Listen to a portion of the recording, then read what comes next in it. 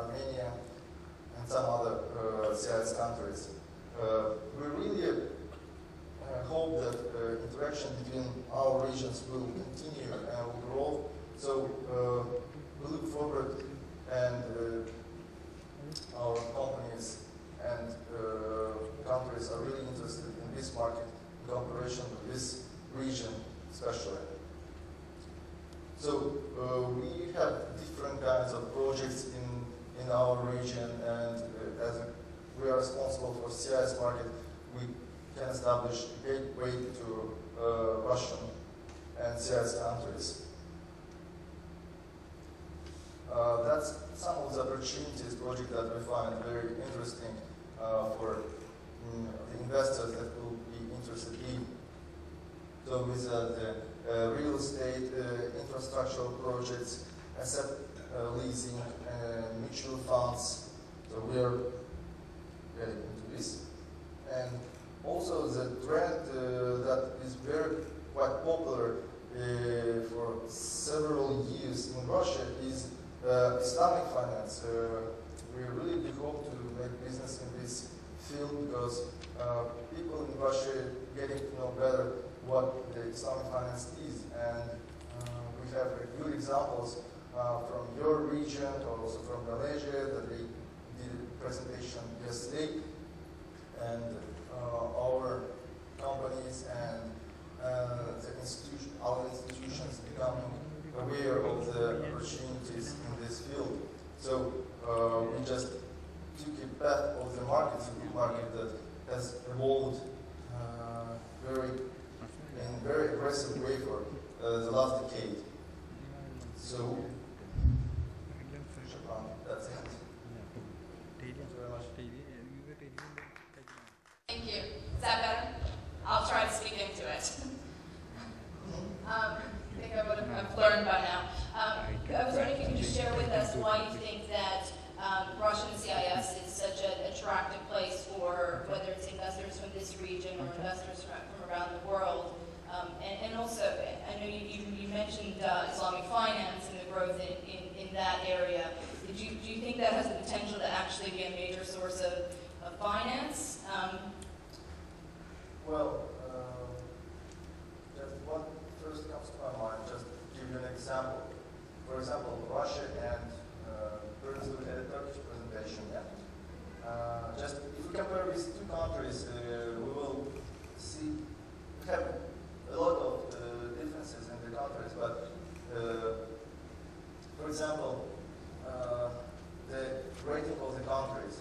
Turkey has, as far as I remember, BB rating from Standard & Poor's, whereas Russia, for example, has BBB, so it's an investment grade rating. However, in the yields, Russian companies provide much greater yield than Turkish companies, sovereign or corporate, doesn't matter. So, in this field, taking into consideration also that Islamic finance is growing very rapidly for the last 20 years, we can conclude that those investors who are interested in developing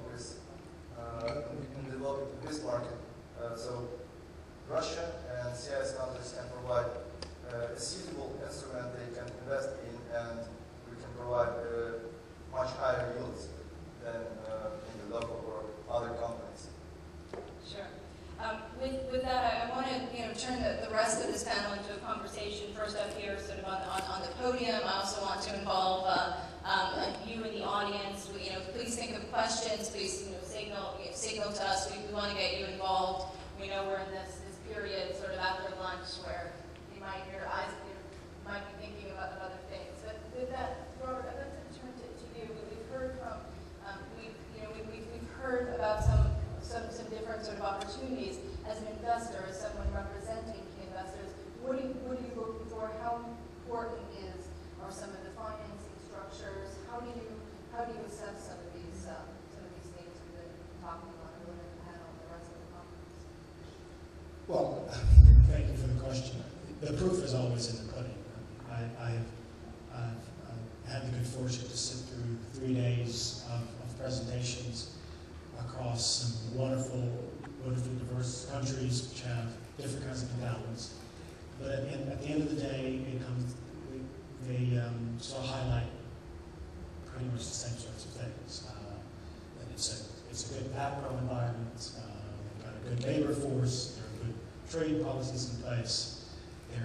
opportunities. So as an investor, when you sort of step back and you see that script, every country looks great. It looks like, and everyone has the same talking points. How could I be so stupid to not have ever invested in all of these different places? And so, but then when you sort of take it down a little bit, you really start to do your due diligence and do your work, there are subtle differences. And those differences don't come out.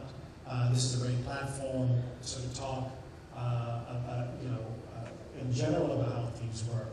But you really just have to get on the plane, get on the train, and visit these places and roll up your sleeves. You have to get local.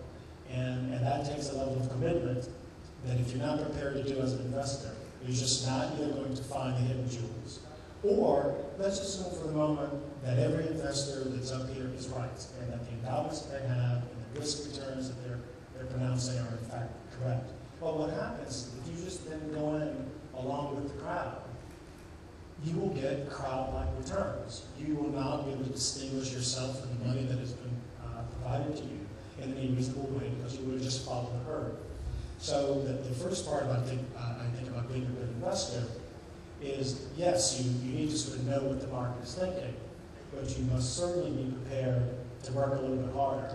Otherwise, you won't get distinguishing returns, and otherwise you will either make the same mistakes that everybody makes. Now, if you're in the business of looking for comfort, where, gosh, if it's a bad decision, well, at least a whole lot of other people around me made that decision, and so, I won't be fired, then that's fine, that's a safe course.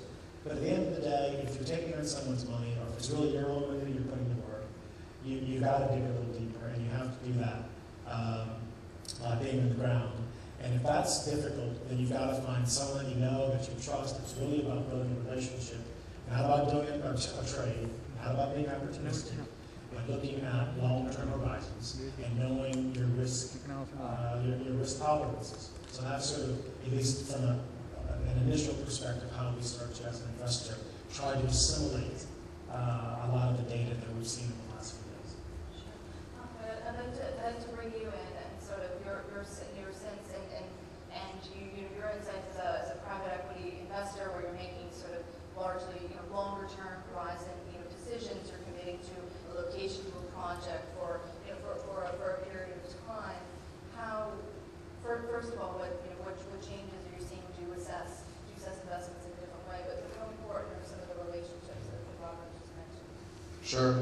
I mean, if you look at what we do simplistically, it's basically we raise money from investors who entrust with us that we generate good returns for them over a 3 to 5 year period. We then take that capital and then we invest it primarily by backing management teams, backing families with existing companies that they want to raise additional growth capital to take their company from point A to point B, and effectively generating shareholder value for us and for the family shareholder, and also for the management team. And I think if you look at the private equity world, the business is very much a local business. You can't run private equity by remote control. For example, in Egypt, we have local presence on the ground. We couldn't invest in Egypt sitting in Dubai. In Turkey, we have local presence on the ground in Istanbul. You cannot invest in Turkey by just sitting and making investment decisions from Dubai, where we're headquartered. So in a way, you have to be on the ground, as my colleague was saying, and you're only as good as your last deal, effectively. So you have to be very prudent and very careful as to how you invest the capital, and also where you allocate it, and how you price it. Because one of the things that probably in this region, which is more nascent in terms of private equity, is the lack of sophistication of the counterparty when you come to invest in a company. Usually they expect very high valuations for something which may not necessarily be worth that much. And in some instances I've had situations where it's almost taken as an insult that we offer them a slightly lower valuation than where they think it is, and the transaction doesn't happen. But if you look at history where we have done transactions, the shareholder value that we've created for both ourselves and the management teams and the partners in our investments have been in excess of 3 or 4 times cash on cash. Now, in the region, it's obviously changing all the time, and we saw in quarter one the change that happened, whether it's in Egypt or elsewhere. That introduces new risks, but also removes certain other risks. For example, in Egypt, there was always a succession risk issue. That's now just been brought forward rather than remaining as an uncertainty. But introduce other risks, like, for example, you start worrying more about foreign exchange, what's it going to look like in a year or two. You start worrying about inflation, labor actions, things like that. Well, there are two points that he brought up which I think are important to dive into a little bit. The first is sort of that investment horizon. I find that it is very difficult to be a good investor with a 3 or 4 or 5 year horizon. The pressure that it puts on that dollar or that currency and into an investment, that you not only have to get in, add value, and be out because there's an instrument or a vehicle and a promise to your investors that you should be able to be in and out of a good business in 3 to 5 years' time.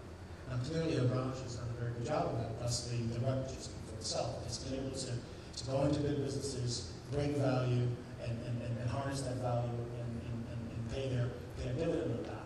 That kudos.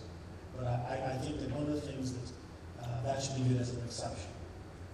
Most of the kinds of investors that we follow and that we respect, and from our own experience, 20 plus years of sort of looking at how you put money to work, those are very, very short time horizons. And I'm afraid that perhaps shareholders and investors get spoiled in thinking, well, gosh, if a private equity firm can be in and out in 3 to 5 years, then what about all these other guys? And so you get this creep, and you start getting these shorter, more condensed periods of time where people are expecting their money back sooner and sooner and sooner. That money has to sweat, and time and effort and work has to go into that. So that's one way I think, and a sort of way that I think we're different, is that we just don't believe that we're smart enough to go into a true investment opportunity and be in and out of it in what we think is a relatively short period of time, given the life of that business. Not necessarily wanting to commit yourself to having to do that, to exit in that time horizon. I mean, and you know, to your point, we have a situation where not only is there a short-term horizon, but those short-term horizons keep getting shorter and shorter from seconds. Do you think, and I'm going to ask one more question, then I want to bring in Mario Stanousis, who unfortunately joined us a little bit late, was having to be in 2 places at once. So welcome. But I just wanted to ask one question, and to both of you, and to anyone else in the panel that would like to comment. But to what extent do you feel that the instruments are in place to be able to, or what would be some of the instruments in place to take more of a longer-term horizon? If, one of the reasons to take a private market approach is to avoid some of the ups and downs of the public markets, to get more value from companies that may not be accessible in that way. Are there other instruments, especially in this region, that you think could help manage that risk in a better way? We talk a lot when we think about the MENA region about the lack of a developed bond market and other things like that. If I could clarify one point, which is in relation to our investment horizon, we like to look at 3 to 5 years as our exit period, but the funds are 10 years plus. And so in a way, we have the luxury of time, but ultimately our investors are also expecting an IRR rather than just a multiple of money. And so what happens is the longer that drags out, the less the IRR that they're more likely to get over the time period. But in terms of instruments and returns, one of the things, for example, that we have done in investments is, although the bond market is nascent, actually over the last 3 years or so, a number of hedge funds from Europe and the US have come in and we've issued for our portfolio companies, for example, 7-year private placed bonds. And that capital then goes to invest and growing those businesses. So there is that demand for paper, not huge quantities yet, but there is that demand.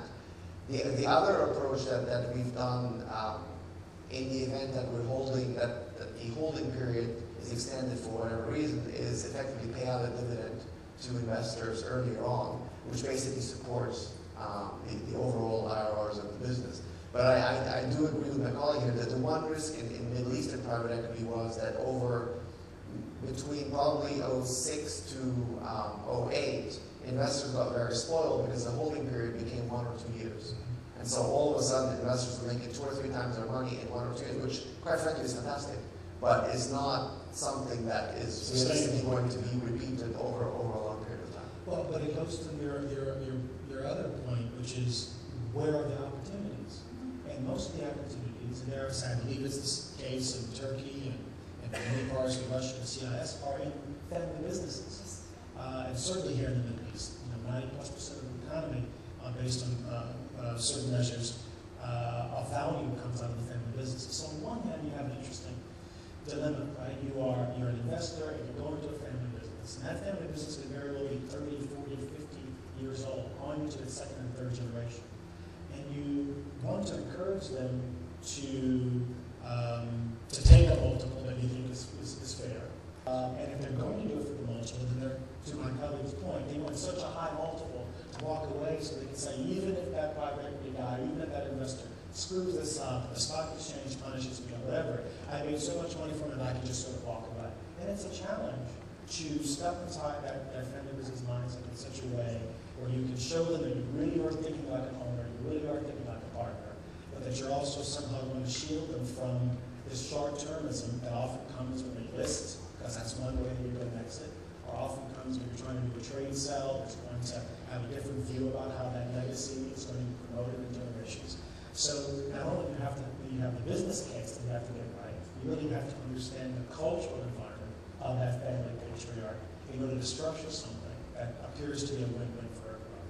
Well, I think this actually just goes back to the bigger point that you started out from, which is in a sense that you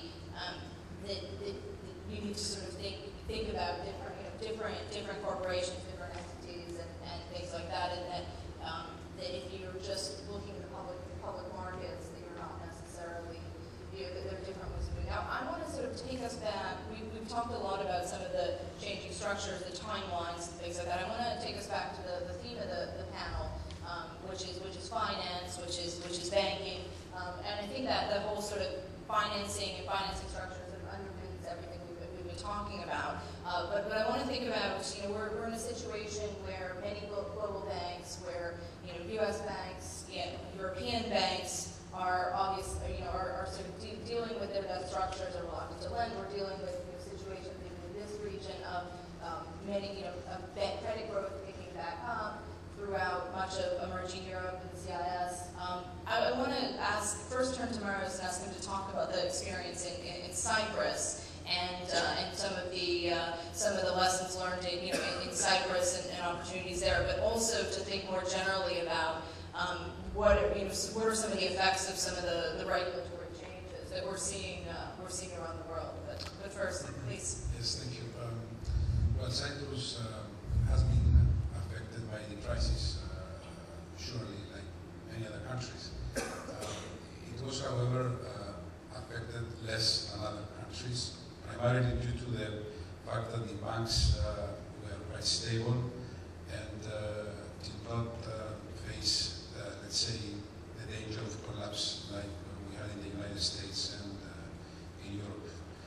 The primary reasons why the banks in Cyprus were not affected so much, basically were four. The first reason was that they did not invest in the so-called toxic products, which other bigger banks, let's say, in Europe invested in. So they were not exposed to that risk. The second reason was that they were strict guidelines by the Central Bank of Cyprus, which in a way alerted the banks to the coming of the crisis and asked them to be extra careful and increase the loan-to-value ratio, let's say, of the credit application. Thirdly, we did not have the overvaluation of assets when there was a lending application. As you very well know, when you apply to a bank to get a loan, the bank would ask for collateral or for any asset to be mortgaged in many occasions. So what the practice was in the States, they overvalued the assets with the prospect that in 4 or 5 years these assets would be worth much more, so that it would be okay. In Cyprus, the lending basically was done on an evaluation which was at the market price. It was not overvalued. So basically, having the reasons that I just mentioned prevented the banks from entering into a dangerous position and continued to pump, let's say, money in the economy and develop the medium-sized companies, but as well as the big multinationals and also the big companies of Cyprus that actually wanted to get loans or financing. Of course, the crisis affected the way the banks were thinking and were acting as far as risk management. We have more measures put in place. So yes, the development continued, but it was less because of less money being pumped in the economy. Therefore, less development. It's true that a small and medium-sized company, as well as a big company, needs capital to grow and expand. And when you go to a bank as an SME or a big company, and you don't get this capital, then you cannot expand. So the most important factor, I believe now for Cyprus, and could be applicable to other countries, is the venture capitalists, the angels, the private equity, to be another option available to these, let's say, businesses, either they are small or big, in order to be able to have access to capital and expand or grow. It's something which we are looking into right now in Cyprus, and I believe it requires a lot of research, and then a plan is to be made so that we have a list of venture capitalists or, let's say, angels that will be there and available to simple entities that want to expand their business. Sure, thank you. And I just, now that we've talked about that, I wondered if the rest of the panelists, either if any of you have any thoughts on the outlook for financial institutions. Obviously, finance, insurance, a variety of things have accounted for a fair amount of non-oil-related growth in GCC and the UAE in general. How do you assess the prospects? Well, I think what you had between 2008 and 2010 was basically a situation where let's say in the UAE, the banks went through a mode of effective balance sheet repair. Sure. And big exposures to real estate and other bad loans, and basically they are working through that issue. The outlook generally for the financial services sector is generally correlated with the economy in